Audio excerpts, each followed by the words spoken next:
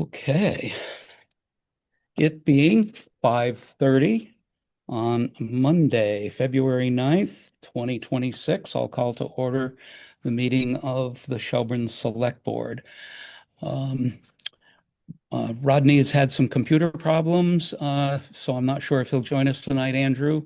Um, the first item on our agenda this evening is the acceptance of minutes from our January 26th meeting. I have reviewed them. I didn't find anything that changed the accuracy of the report. Anything from you to change? No. So a motion to accept, Yes, so moved. and I will second. Any discussion? Hearing none, put the matter to a vote. Andrew? Yes. And I am yes. Motion passes 2-0-0. Rodney made it. I Hey, made it. we just did the minutes. We did approve them, but if you had anything you thought needed to be changed, we could entertain that. I do not. I Okay, found nothing wrong with them. perfect. Okay, we have appointments tonight at 6 and 6:20. Um, we'll drop right down to liaison reports. Any from you this evening, Rod? Just that emergency management's waiting, still waiting for a bid for Cowell Gymnasium generator. And as of last night, we have heard nothing. Okay, And Tom was going to call him today, and if he had heard anything, was going to let me know. I guess he hasn't heard anything. okay, terrific. Other than that, that's it. All right, Andrew? Yeah, I did meet with Jeff Johnston today um, to get an update on what's happening at the highway department. And you all probably know as well as I do, they've been pretty busy with snow clearing and they've been cleaning up the verges downtown to make some more room for the next round of snow. They are thinking there may be more snow coming this week or this weekend even. Um, there seem to be more storms setting up in the maybe category, so I don't think we're out of the woods yet, though we are overspent on our winter highway budget and we have to approve an overage. The cold has produced a fair amount of frost heaving on both the dirt and the paved roads. So that will require some work when the weather warms up. Um, the new truck is in, it's all set. The only remaining task is to install the two-way radio that uh, Jeff salvaged out of the old truck, and he's got somebody on board who will put that into the new truck. Um, I, I think the cost will be about $500. Um, he is working with Terry Walker on the MassWorks grant for the Dragon Brook Bridge for the phase two implementation and going after 500,000 from the small bridge program to also fund that project, though the overall project will cost more than 1.5 million, so it will need to be done in phases, probably keeping the temporary bridge in place until the second batch of money is scrounged up. Um, in the meantime, he has been in touch with the state inspector who sent him a list of other Shelburne bridges that um, need to be put on the to-do list, and so that those will be ones that we can go after phase one money to do engineering work for, so that they will be ready when we do get around to applying for implementation money.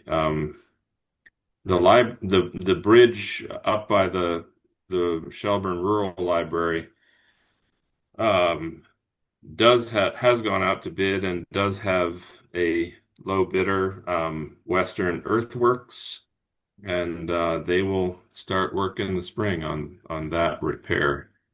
Um, think that's all I've got for the highway. I did meet with the Arms or the Pratt Library group, and we're down a few people there, so it's a somewhat thin group. We did not have quorum the first time we tried to meet, and we barely had quorum the second time. So we're just trying to keep it going and hope that Brian Bennis, who is the library chair, who's been doing some work on getting us together with Buckland and trying to sort out the lease and the maintenance versus capital issues. All of that is still inching forward. And uh, I think when she gets back from maternity leave, um, that may take a step forward, but it seems to be moving very slowly at present. Great. Thank you very much. Terry, anything from you? Okay. We had a meeting of the Police Services Advisory Committee on the 28th. Presentation of the preliminary budget was received and discussed in depth and will be taken up again at our next meeting for a vote of support, or not. But I suspect the latter, or the first, for the final version. We also discussed the proposal for a formal police policy on handling motor vehicle lockout calls. We currently do it as a courtesy, but it does come with some level of liability. The new policy will address that concern. A vote of recommendation and adoption of that policy by the select board will be taken at the next PSAC meeting, which is going to be at the end of this month. So that'll be coming forward then.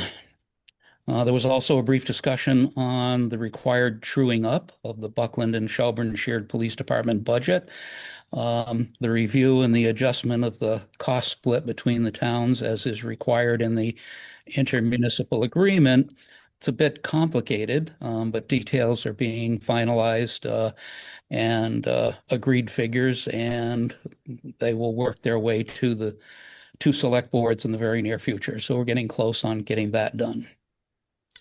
I've also continued to meet just about weekly with the school district teachers negotiation process, and it's continuing well. Contract policy changes should be wrapped up perhaps at our next meeting and move on to the financials next.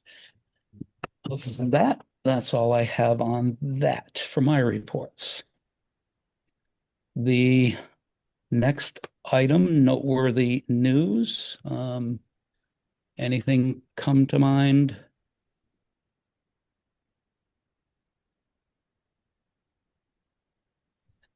All right. Old business, Cowell Gym heat pump system.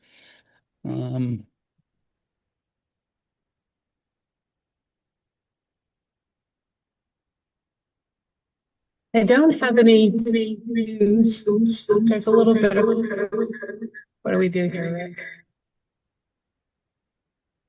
Try that. I don't have any news since my last email to each of you. Once John Walsh gets back, we do intend to meet at Cowell Gym with the vendor, Rick, myself, and possibly someone from DOER, but beyond that, there's no update. And okay. Thank you very much. The next item would be under new business, which would be the recommendation from the local cultural council for the appointment of Arthur Samuelson from Mechanic Street. Is anybody on Mechanic Street not on a committee yet, Andrew? It's a busy street there. There's a very civic-minded bunch of mechanics there. This would be the Cultural Council has 9 slots. One has been vacant for some time, and the recommendation for Arthur Samuelson, you have some information there, I believe. Do we have any discussion or emotion in that regard? So moved. Second.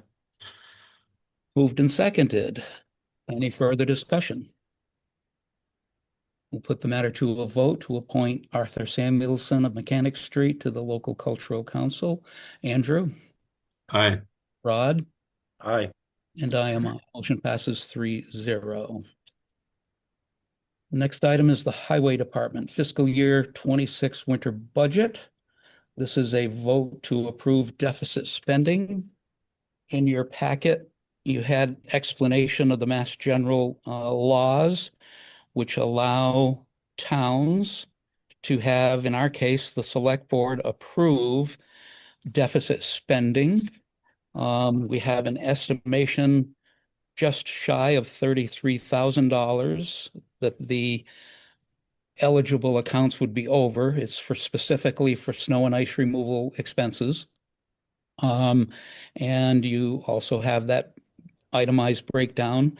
And I would suggest that we don't have a lot of choice because the other option is to go to town meeting with it. And nobody wants us to have a snowfall and have them not plowing because we didn't get money done. So seems like the correct option is for us to just make an approval to overspend the winter accounts by up to $33,000 even. Make life easy. So moved. Second. Moved and seconded. Any further discussion? Hearing none, we'll put the matter to a vote. Andrew Aye. and Rod, Aye. and I am aye. Motion passes 3-0-0. And just so for my benefit and anybody else who's curious, Terry, can you just review with us what the procedure is for that money? Like, where does it eventually come from?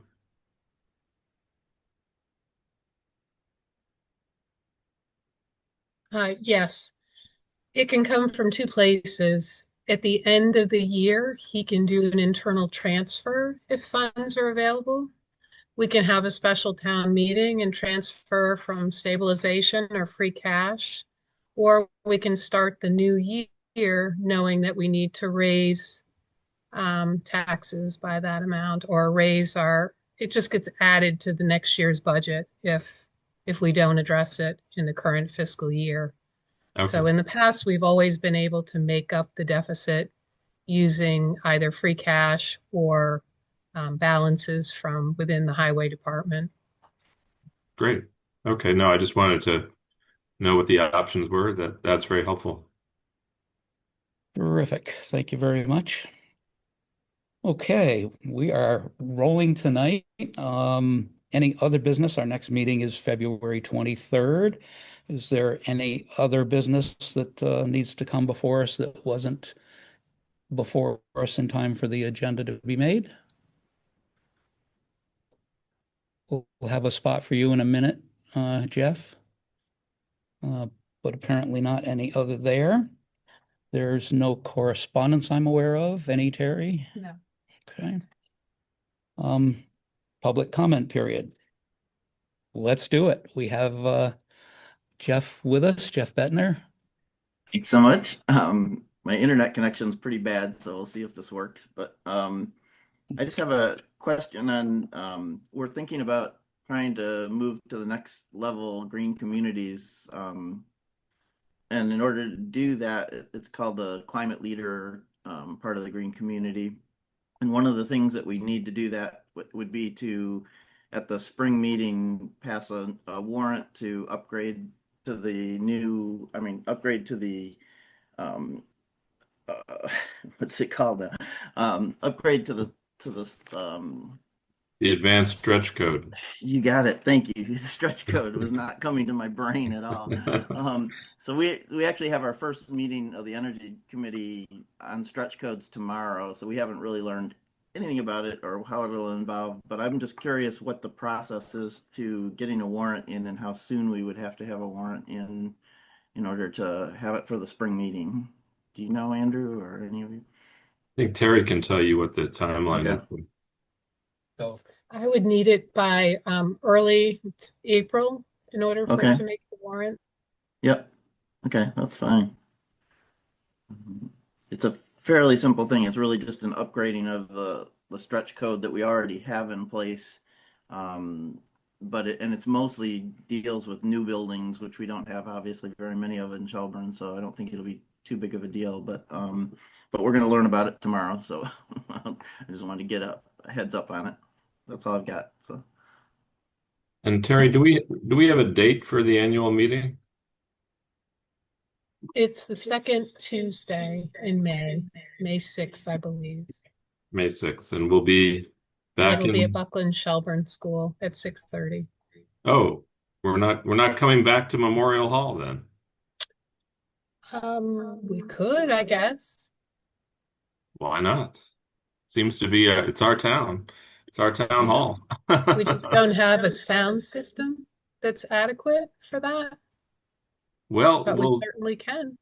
yeah. I mean, We even with the sound systems at Buckland Shelburne, we get criticized. So, we are actually in conversation at with the Memorial Hall Association folks, and they are on the track of purchasing some new microphones and things. So we've talked about having mics and mic stands that we can put in the aisles, perhaps even remote ones that don't require cords you can trip over.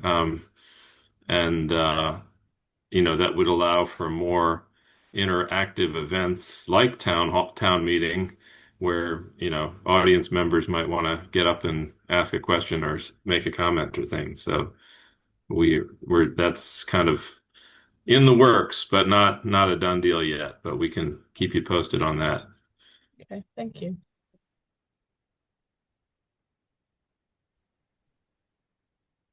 Okay.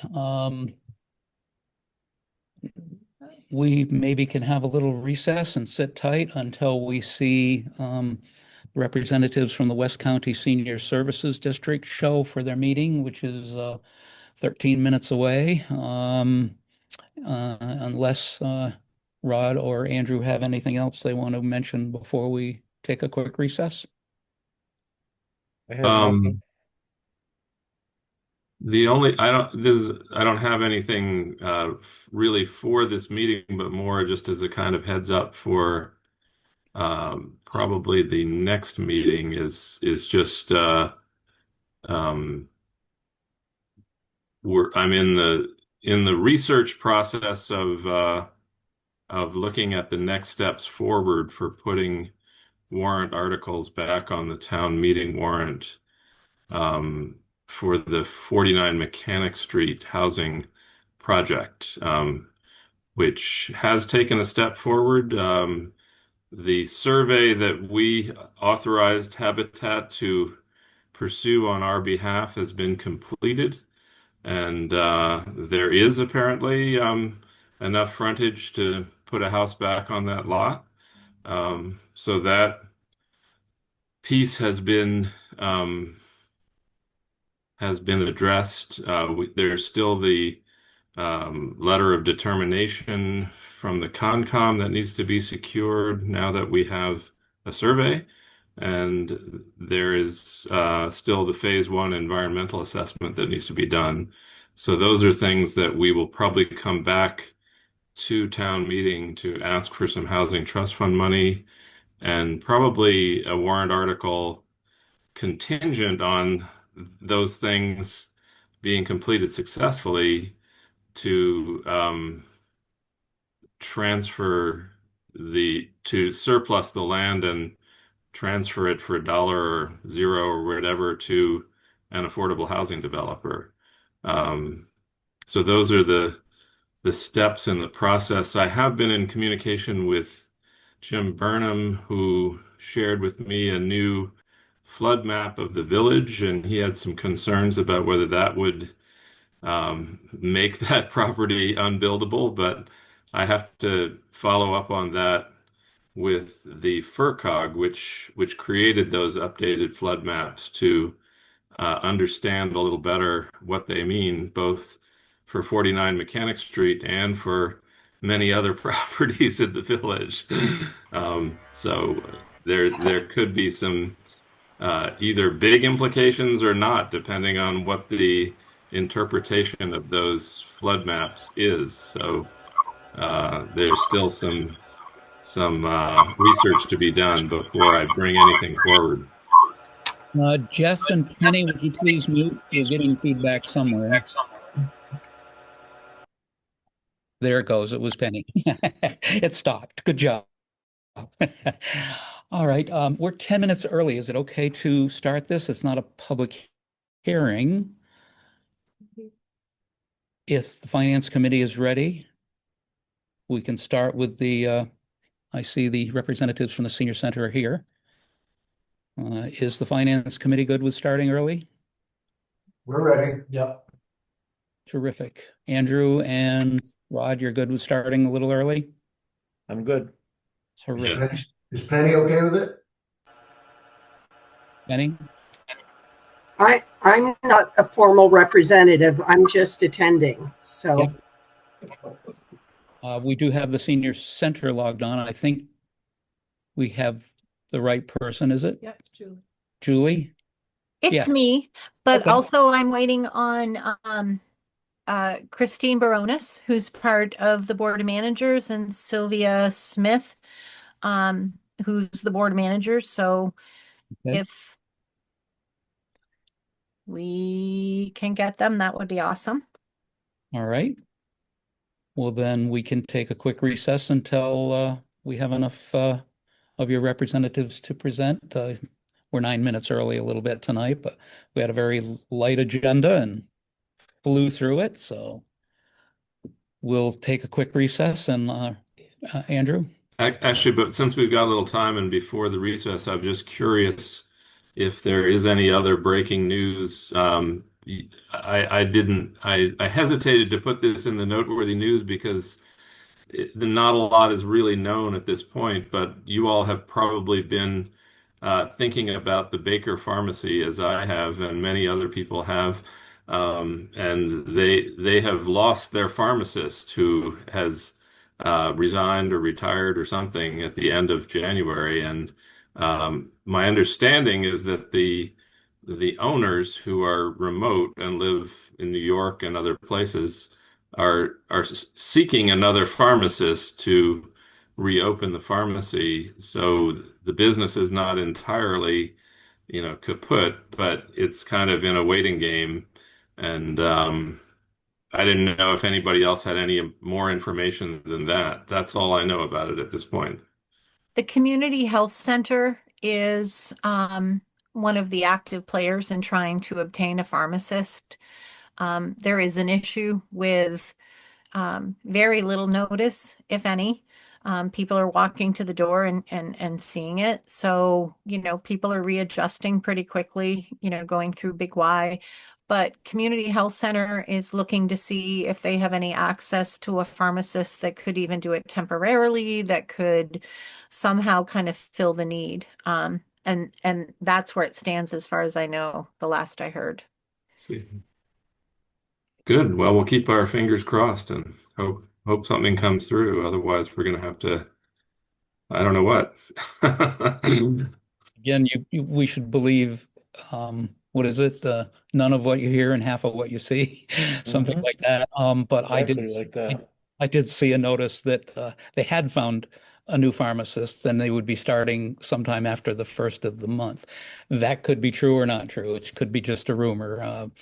But That's part of awesome. the, Where did you hear that, Rick? well, the intertube called Hmm. Facebook. It was a I hope Believe it's everything right. you read on the internet. It was a Facebook posting.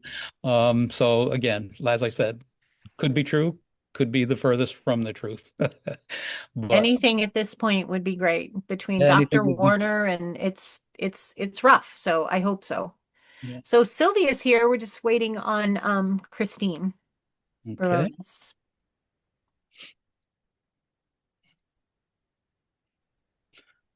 Well, we have 6 minutes. Let's take 5 and just everybody mute and sit tight for 5 minutes.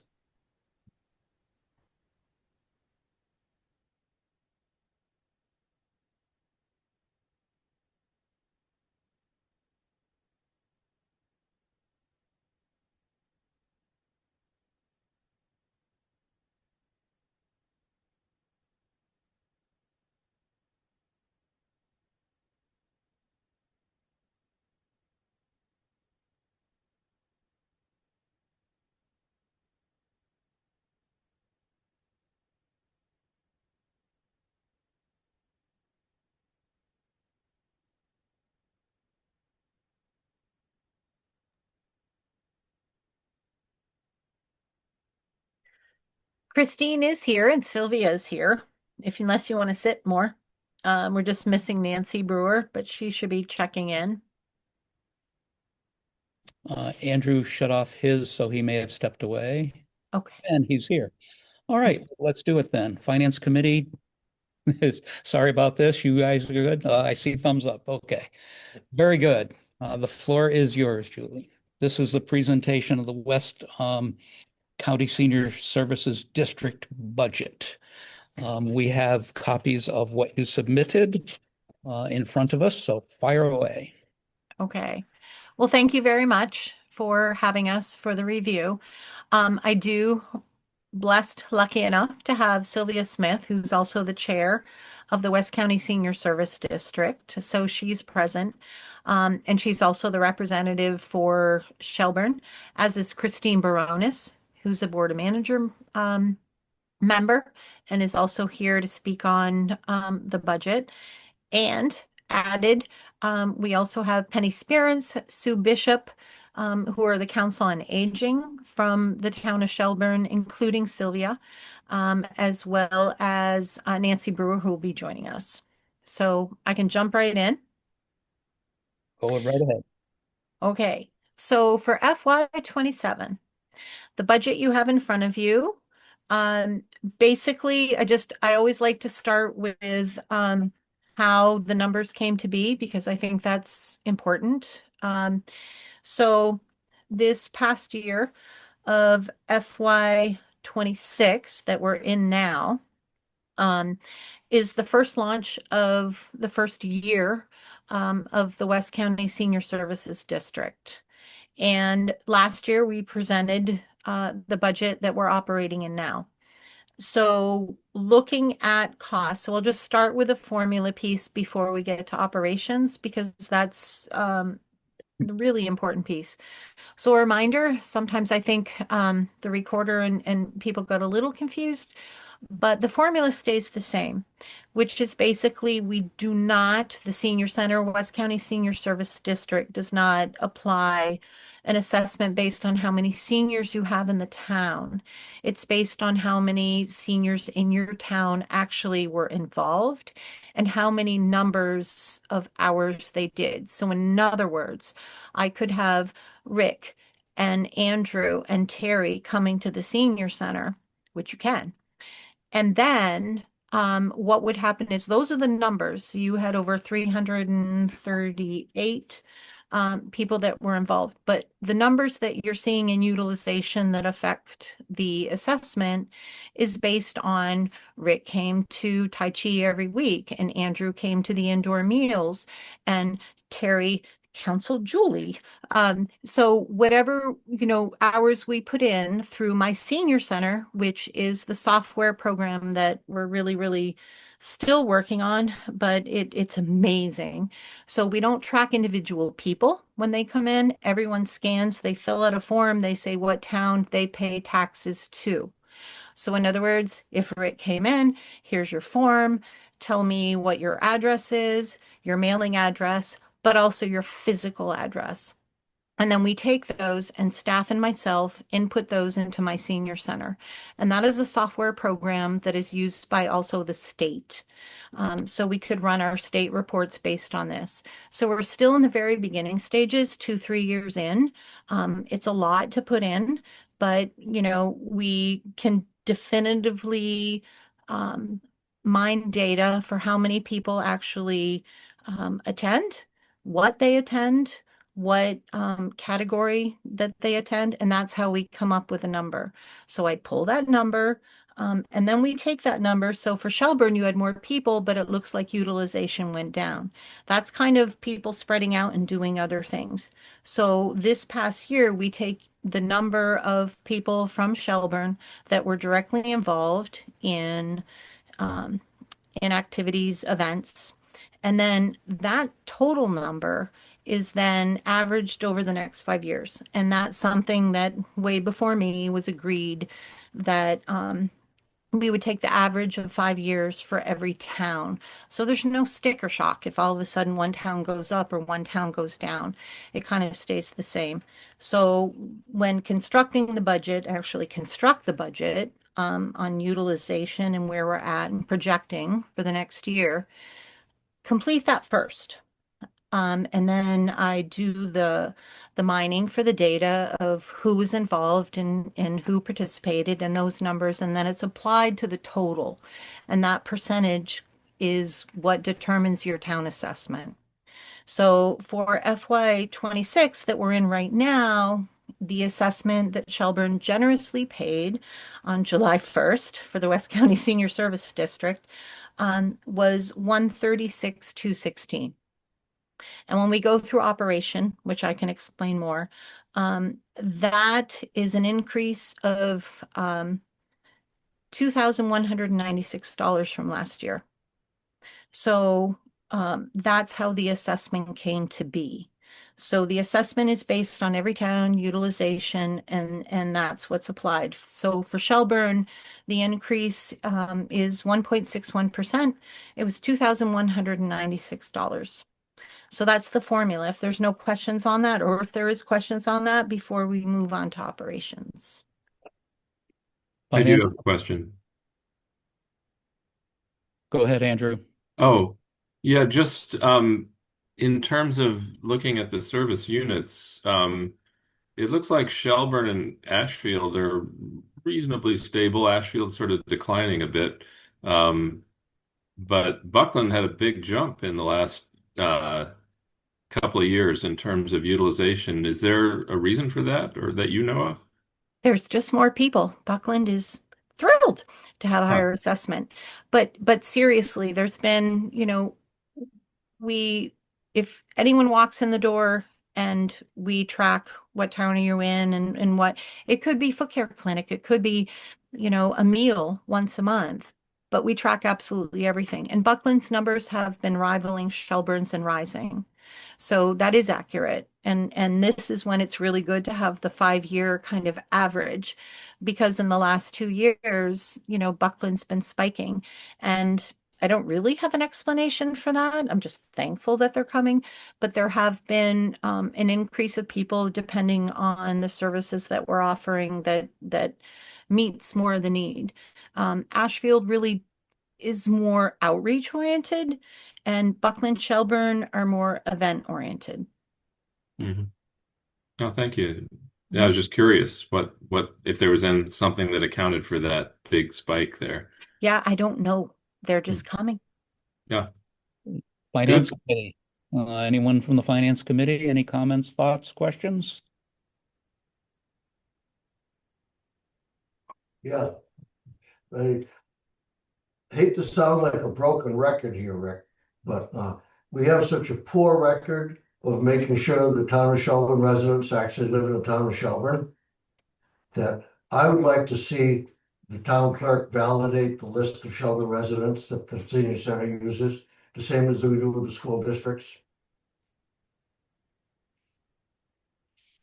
I don't know how we would do Just that. addressing the concern about figuring out if people in Shelburne Falls actually live in Shelburne or Buckland, you mean? Correct. I've talked to Julie about this before, and I think I got the feeling you do a good job, but we see so many mistakes in that I just hate taking anybody's word. Oh, trust me that we got it all right. We got that line from the tech school this year. We're going to make sure we got 100% right and so forth. And then they had it only 50% right. They had 4 applicants, and 2 of them were from Buckland in the Shelburne list. It just goes on and on. I feel we need to have the town clerk validate the addresses that are being used.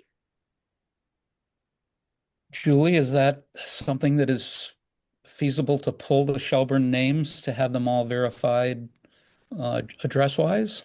Well, I will share with Joe the addresses. Mhm. As I told Jim, I shared with him our system last year and how my senior center generates. And again, there's no such thing as Shelburne Falls. So it's Shelburne, Buckland, Ashfield, and all the other towns. So we don't go by zip code, which is different. So my senior center right now, that software, which is amazing, and all the towns contribute towards that. I can't do zip codes. I have to do towns. So I don't do mailing addresses in my senior center. I have to keep that separate, which is unfortunate. So the physical addresses are tracked within my senior center.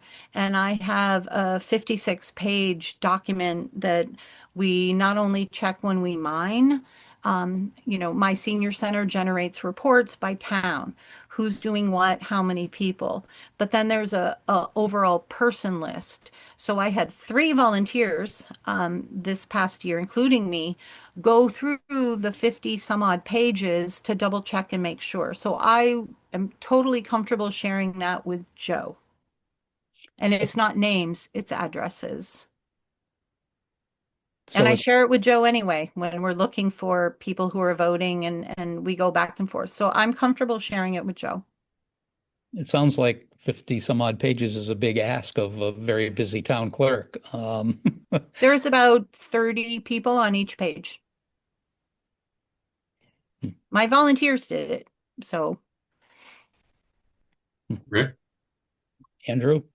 I was just going to say that while it may not help us this year, if it is indeed true that Buckland will put up for a vote the question of whether to shift their entire town to one zip code, that may help solve this problem for next year, at least for the Buckland question. This Shelburne will still have an 01370 that includes Conway and Charlemont and maybe parts of Coleraine. I don't know. But at least in terms of Shelburne and Buckland, if the voters say yes to that, then that would go a long way toward Jim's concern there. in a way, but we're still going to track the towns that you pay taxes to because there's even Ashfield, 3 or 4 zip codes, same with Buckland. So we cannot, unfortunately, use that software for zip codes. We'll always do it. We have a totally separate manual mailing list. But my senior center, which tracks and I utilize for my state reports, which encompasses all the towns, that is only going to be by town you pay taxes in. So I'm very confident that it's accurate. We actually found there was 2 addresses when I had a volunteer who's lived in this area for 60 years go through it, and we found a street that we had listed as Charlemont because the person had said Charlemont and misunderstood the form. So that's another added extra thing that we're doing when we input, but it turned out to be Buckland. So we had to switch it to Buckland. So, that does happen, but it's very rare, and I stand behind the data that we produce with my senior center. Okay. Any other comments from the Finance Committee? Or other questions? Okay, let's go to the next section. Okay, operations. So right off the top, before I explain the columns, just a reminder that our FRTA contract altered this past year. The coordinator that we had, transportation coordinator for 25 years, retired in May. I only had a few weeks to hire within the town because we were leaving the town and we were going to the district. So I was in this weird kind of dead zone where I couldn't really hire either way. So I worked really closely with Michael Peral and Tina Cody from FRTA, and it was a big undertaking for them, but they had to pick up a lot of the rides for seniors. So our focus was not just the contract, which we hope to claw back into, which we are, but it was more so the services that were really taking a big hit. So numbers actually kind of reflected that in this budget as far as the utilization for about 2 months. It made a big impact. So we are doing a med ride. We have 1 vehicle FRTA really wants us to get back into it. We're trying to get another 1 van or 2 vans, and that will get going as now that we're a district and I can start to hire and I have ads out. Because I can't assure that what numbers we're going to have by July 1st, I didn't put anything in. Right now for FRTA, I'm just reimbursing FRTA. We have a contract that they'll reimburse anything that my one driver does out of county and any other things we can pick up on. So that's why so on the operation budget. The very first column is the total budget. So this is a little confusing. I'm very thankful to Sylvia and to Amy Shapiro, who's the board manager in Ashfield, that kind of helped correct all my corrupted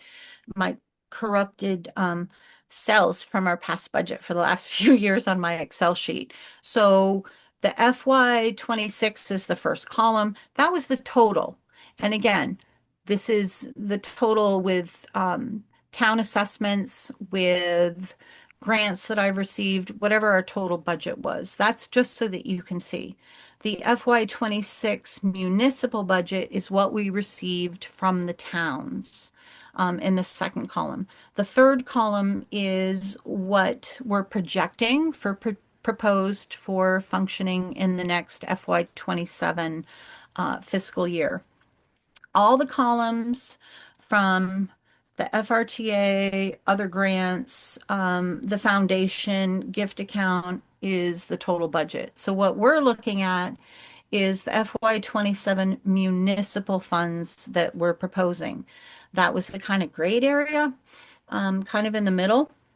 So this year, what is different is I have advocated for an increase of wages for director with the increased responsibilities of the district. I also shifted the janitor that we have. He was under snow and maintenance, so I moved him into a staff. So that is different. The van driver, I have 1 right now. I really want 2 more, and I hope to have that by July, but I don't. So I'm projecting 1 van driver right now for FRTA. And with FRTA, that's a reimbursable. So if I have a driver and she's driving, FRTA pays for that. We're still working out what it would look like for overhead, just so you know. FRTA has a totally new system now where they do tablets. So in our old contract, I would get a cut. Overhead would get a cut. We could, but that's not happening anymore. So now it's by a tablet. So if I hire a driver, they have a tablet and it eliminates a lot of the overhead. So I'm just looking at what is appropriate for our program. Ideally, what's best for our seniors, but also what's going to work for our program. So that's the deal with FRTA. If you go down, I did not put the increase. We're still, as you all know, waiting for Hampshire Trust of what they're going to do with a percentage increase. So right now it's just holding like it was last year. The only positive thing with that is Teddy and myself are the only ones that do receive the benefits. So we do have ways to get more creative of absorbing those in worst case scenario. So right now the benefit subtotal at 79 is basically just for Teddy, myself, and those benefits. Operating. Question before you go there. On the benefits line, the next one over says 22,090 for the van driver. Why are their benefits more than their wages? That should not be there. Thank you, Andrew. Okay. That should not be there. They don't, Bob, the transportation coordinator, did get benefits, even though he was less than full-time. That was part of the contract. Beverly, my one lone driver, does not get benefits. So that if I was able to get a person to drive and be a transport coordinator at least 20 hours. That may change, but that is not, ignore that number. Okay, so that's a zero there? Yes. Okay. So then you have total salaries and benefits, but then moving down, account expenses. So last year we weren't sure because we had to outsource for accountant and treasurer. And I will say we landed with CBiz that I'm really, really happy with. And so we had a more accurate idea of what to project for this coming year. So I separated it this year a little bit with Amy, instead of just having one line. So CBiz, we have an account with them, and what we pay for them is 21,000. The software that we need for our treasurer to communicate and do Vadar, do CBiz is there. Harper's payroll, because staff continue with Harper's payroll that we had when we were under the town of Shelburne. The treasurer is on site. And so I've increased her based on the hours that she's done this year, to be more accurate. So that's an increase, from 12,000 to 15,000. Also, she needed to be bonded, so I put that in. The other piece is the audit. We receive no federal grants. We receive grants that are federally based, but we get them from other vendors. So we're not responsible for the federal review, if that makes sense. So we're able to do an audit every 3 years. And so I'm going on estimates and what was quoted. So what I did is if I did an audit every 3 years, instead of saying, surprise, here's $10,000, I kind of titrated out over every year. So it's roughly the 3,000. So that's where the audit line comes in. So we can have an independent auditor at least every 3 years to come in and look at our books and look at payroll, look at everything and have a complete audit. And that was based on around 12,000, 11, 12,000 every 3 years. So that's how I broke that down. We picked up insurance liability. We had to pick up workman's comp. We are transitioning with legal, and we've been lucky enough right now to continue to have telephone and other services within the town. And Terry and Dara have worked with us, the district, to be able to continue to kind of pay those bills until we can take those over. So that's on there. The Masons have raised rent. Over the next 5 years, it'll go up about $500. They're saying it's based on pre-COVID, and they're building back up. So for this coming year, it's going to be about $200 a month. So we put that increase. Other than that, there really wasn't a lot of increases or changes, other than rent. And in some ways, operations went down.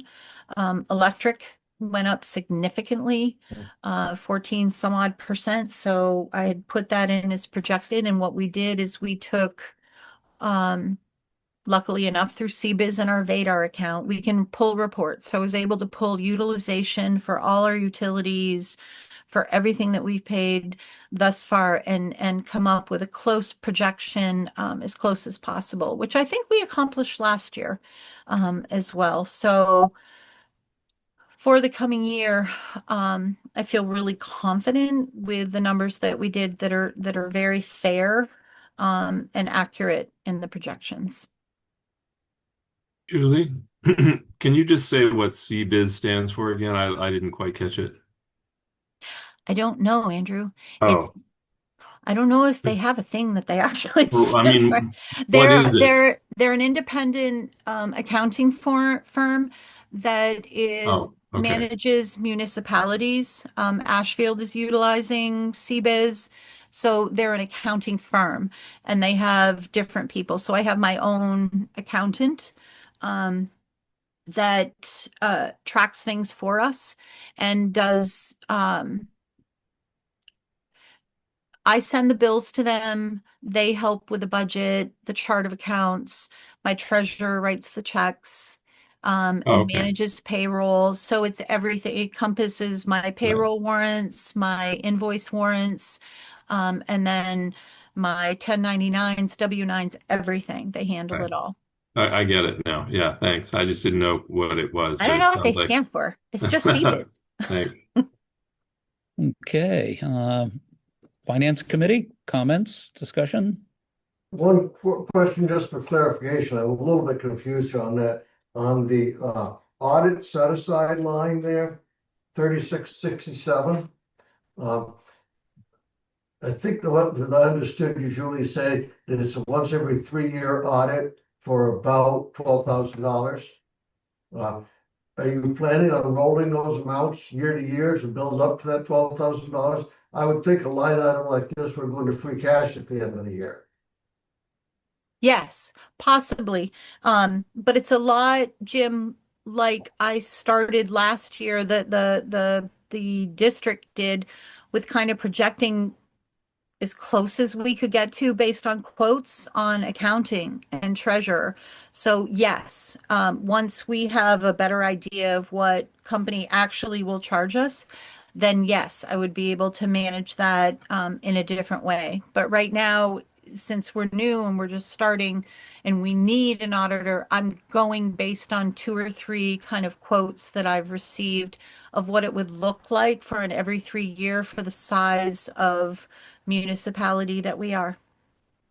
I think my question is the $3,000 that's in there this year, if it's not spent in fiscal 27, I believe it goes back to free cash. They're a district.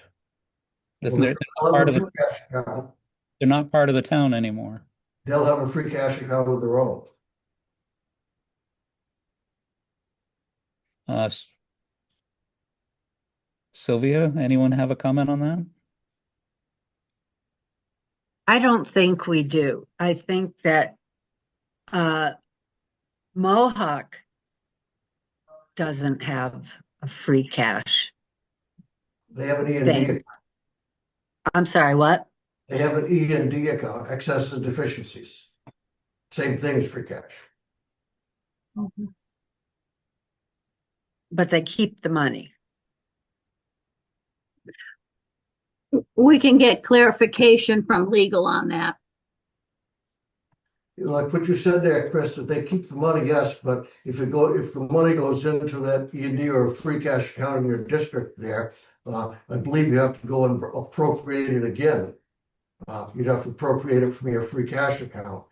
My point is being, typically a line item in a budget like this is good for your fiscal year, and if it's unspent at the end of the fiscal year, goes into free cash.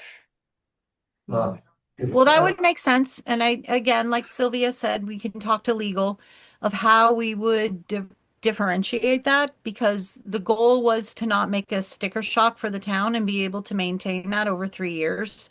So, whether it's a line item of sustainability or whatever they think as a municipality district that we should be, I'll do. But to be able to demonstrate that those funds have been set aside specifically for the audit process that would happen every 3 years. So 2 years from now, when I have an auditor come in and I have to pay the bill, it's got to come from somewhere. So that's why I created its own line item.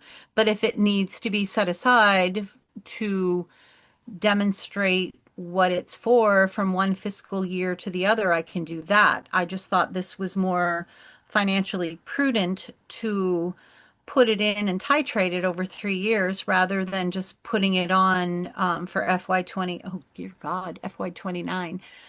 So, whatever process we need to do to make sure that happens, but I'm trying to be audited. So, Mhm.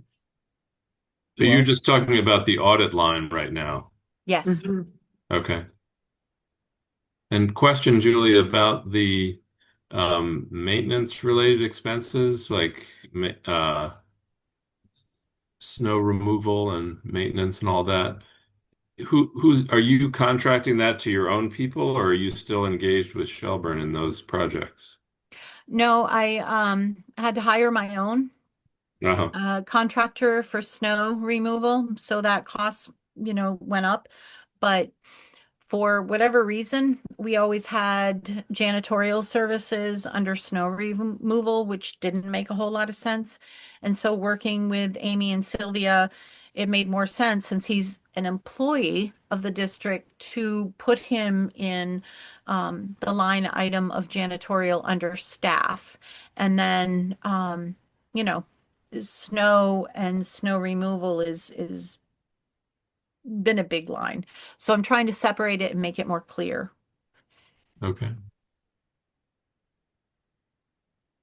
So where you listed in the bottom chart for snow removal, the 2,800, that's going to the same person as a salaried employee, right?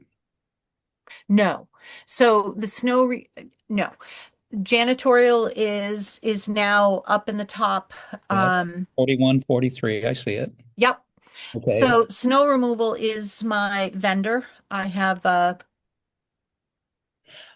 Oh, it used to come out of the it janitorial, but used to it's a come different out of person. snow and that made no sense. Okay, but it was So because I also have a mason who does window cleaning once a month and charges me. So there was too many things in that, and really this year, not only in really corrected Excel formulas, but it was also the goal of the district and the board of managers to really kind of separate everything so everything was very clear, very authentic. You knew exactly what was being pulled from what and where it was coming from. okay. So I think if you send us the results of looking into that line item question that Jim had for the audit, tell us what you find out about that, and prepare the piece that you can send to Joe, and we'll see, have him take a peek at it to see if we can get an answer or any helpful information from that. Rod, any questions? I have nothing. Finance Committee, any more questions? Any further items? I had one more question. Just a Okay. small one. I'm just curious on your water sewer bill, which is quite small. Do That you went get up.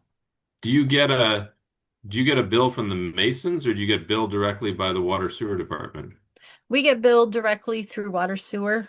Um, Oh, I was gonna say Masons don't get any bills. So we pay everything.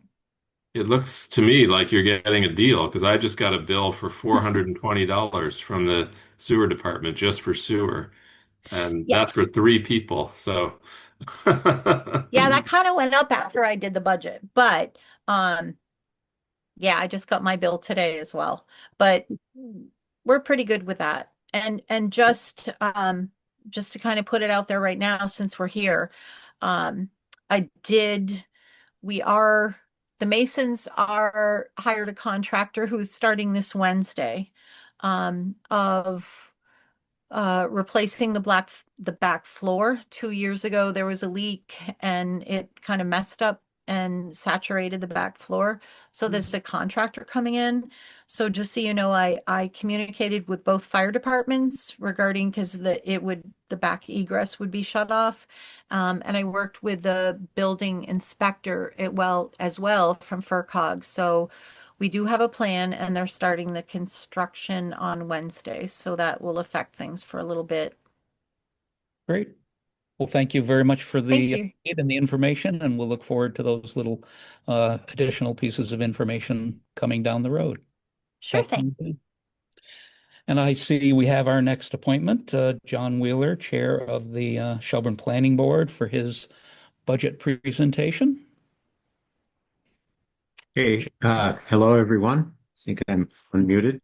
I sent in my budget request form a couple weeks ago and didn't ask for any changes this year except the increase in the clerical hourly rate. So it was going to be the same, but we had a planning board meeting just last week and two of our members who are on here tonight also, Faith Williams and Jeff Stack, had a chance to talk with some people at the Conway School of Landscape Design about helping us do some updating on the master plan. And they had some questions about potential budgeting for this. So I'm going to let them speak, I think, about what they found out and would like to do. So if that's okay. So I'm going to assume that's okay. I can't see everybody to know that it's okay, but I'm going to just go ahead and assume so. Many of you know me. I am Faith Williams. I've been on the planning board, I think maybe for 2 years now, maybe a little longer than that. And then Jeff Stack is a newer member, and he and I have he and I did meet with the Conway School. A little bit of background is that I think based on the work that you saw that we did last year, the bylaws that we brought to town meeting that were approved, the planning board is making an effort to be more proactive about things that we can do to encourage homeownership or development of housing, and encourage businesses to be either moving to or expanding in Shelburne. And so we're looking to have a better understanding of what's currently happening in Shelburne and how we can move our town forward to accommodate the changes that we're experiencing, but also to have a thoughtful plan about how we do move forward in a positive direction. As a result of that, Jeff and I did meet with the Conway School. I think we also have looked at the master plan that was done in the late 90s, and we're feeling that as with many master plans that I've seen professionally, they're done. They dot an I, they cross a T, they get put on a shelf, and there's not much in terms of actionable work that gets done as a result of them. And the conversations that we as the planning board have been having, but also that we had with the Conway School, really was to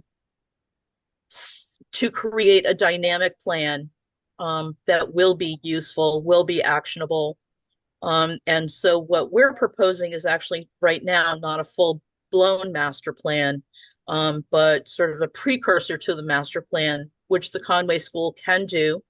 And the typical cost for there's a range of cost between I think $10,000 and $25,000 for sort of doing the preliminary work, get us organized, have the kinds of conversations that would get us ready to apply for the funds to do a master plan and then carry the master plan out.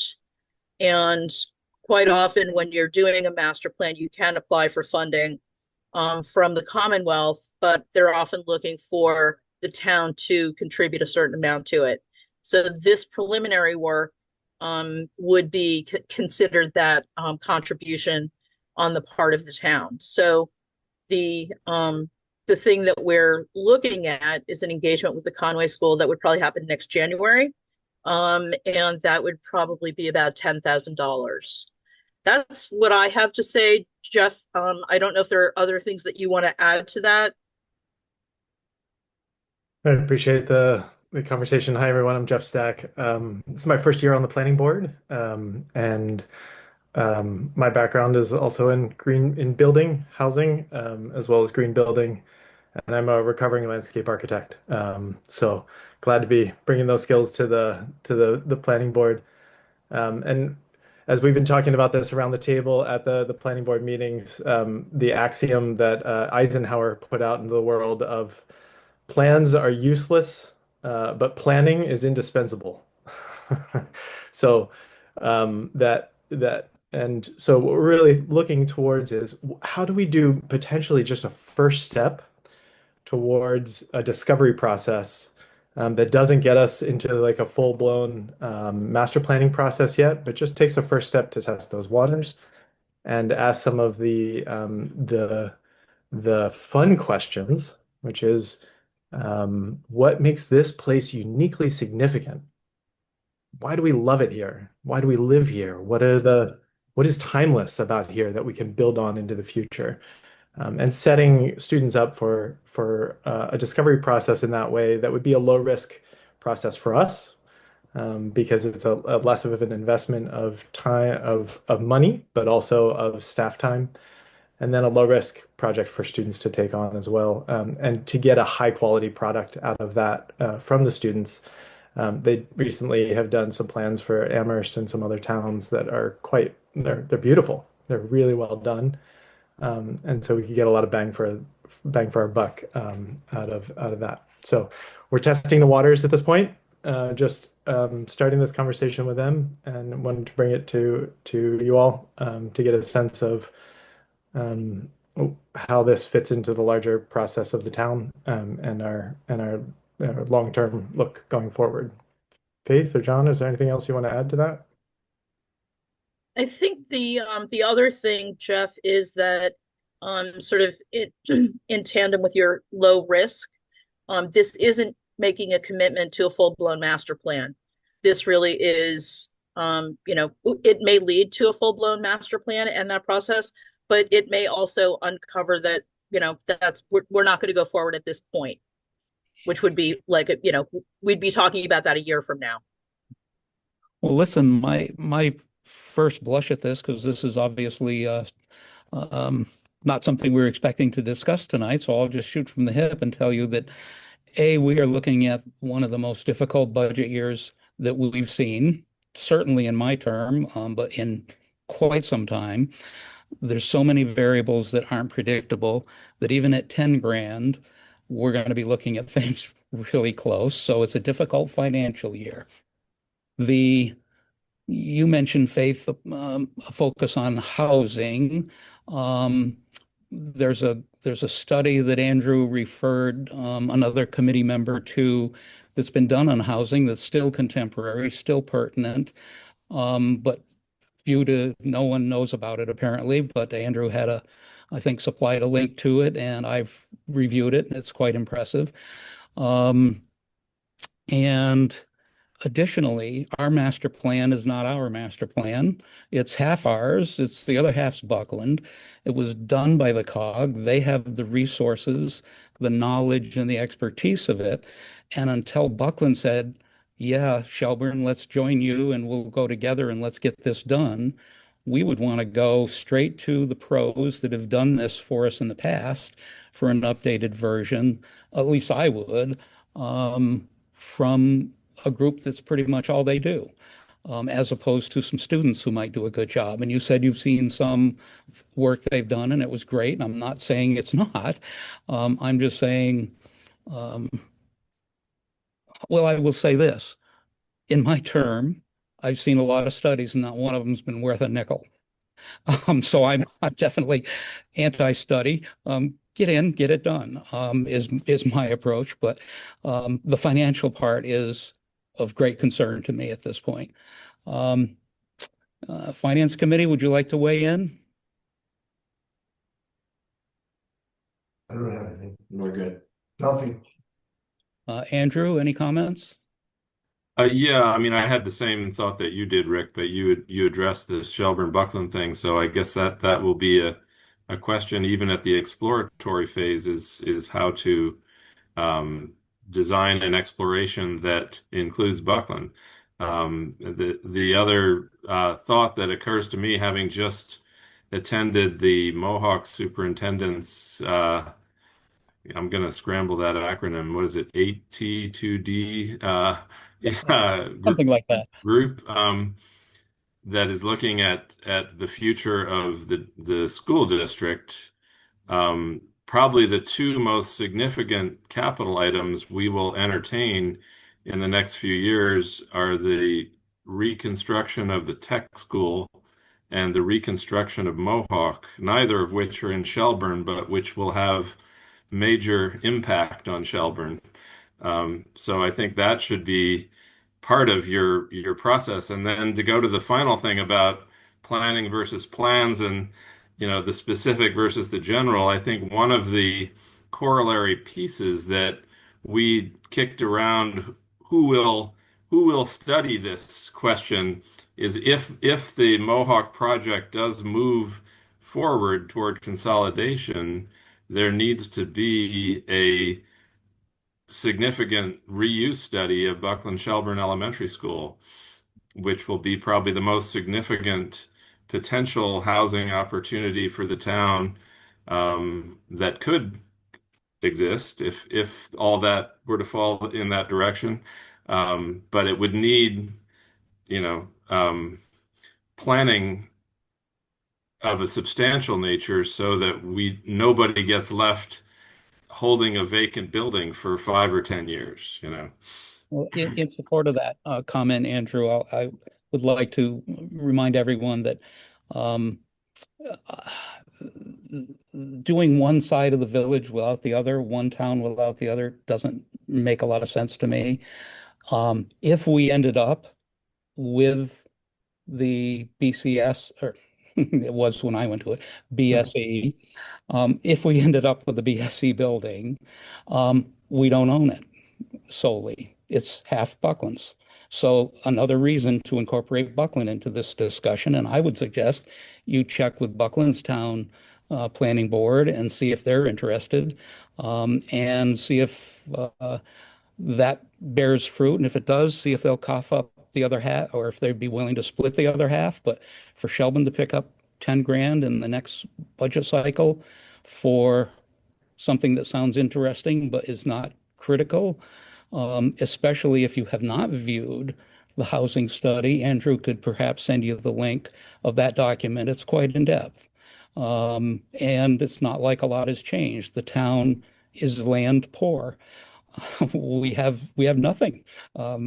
People say, well, you got the school. Well, no, we don't. Buckland own half that. So it's the only, other than that, we've got a couple of little postage stamp lots. So it's not like it's a mystery as to where could you develop housing? Nowhere. Not unless it's private. So I think there's a lot more work. Is it okay if I just respond to a couple of the things that you said? Certainly. Thank you. So actually so I'm assuming that you're talking about the Shelburne housing plan and not the housing plan that was released by the Donahue Institute recently. Is that correct, Andrew? Yes. Okay, so we have read that. We do have that. And while I think it was done in 2017, 2018. I think COVID impacted a lot of the data that's in that report. And certainly the demographics are not significantly different, but they are different. So rest assured, we have read it, and are aware of it. I think the points that you make, and we came into this, the timing on this is difficult, I know, for us, just because we've started having these conversations, but we knew we had to come before you if we were going to get on the warrant for this year. So I appreciate the comments about the conversation with Buckland. And I also really do understand the tight budgetary concerns. What I would say is that, and Jeff, you can, chime in here as well, but what I'm hearing is that we probably have work to do with Buckland. And we talked about whether we wanted to include Buckland or not, or whether they wanted to be included. And the sense that we had was that they did not at this time, given some changes that they're going through. I think what I would say is I'm hearing loud and clear that a $10,000 ask at this time is really not a go. And that we probably will do some more homework, and you may see us back here next year. Do you agree with that, John and Jeff? Yes, I think so. I think it's good to get the ideas out here now. And I have talked with the Buckland Planning Board in the past, and they've always said, basically, we think this is a good idea. You go ahead and do the work and then let us know what you come up with. And no, thanks. yeah, but I think they're interested, but just haven't had the time. But I think we need to talk with them more. That's a good point. All right. Well, we look forward to those conversations. great. So back to your budget at hand. We kind of got back onto this new element of it.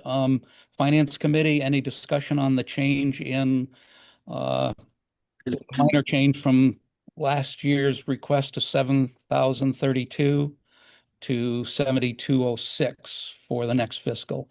Finance Committee, any comments? None here. Thank you. Andrew or Rod? No. Okay. Looks like that part of it's good to go. Great. Thank you Well, for thank that. you all very much for your time. Well, appreciate Yes, the thank, input. thank It's you very much. always good to be thinking about things for sure. Yeah, Faith, absolutely. I would say from my perspective, I don't think your project is off the table, but it needs more fleshing out in terms Yep. of Yep. what That was it my is you takeaway. want to do, you know? Yep. That was definitely my takeaway. Yeah. Yeah, and this, again, it just came up at our Tuesday meeting from the Yep. conversations that Faith and Jeff Wow. had with the Conway School, so. Yeah. Great. Yeah. All right. We'll expect to hear more from you at some point. All right. Thank you. Okay, Take care. thank you very Bye-bye. much. Thanks, guys. Thanks for your time. Thanks for bringing it in. Okay, I believe we have nothing left on our agenda to do other than adjourn. Am I incorrect? I'm correct. We need a motion to adjourn. I make a motion, we adjourn. Second. Moved and seconded. Any discussion? Hearing none, put the matter to a vote. Rod? Aye. Andrew? Aye. And I am aye. Motion passes 3-0-0. Thank you very much. Have a good rest of your evening. You as well.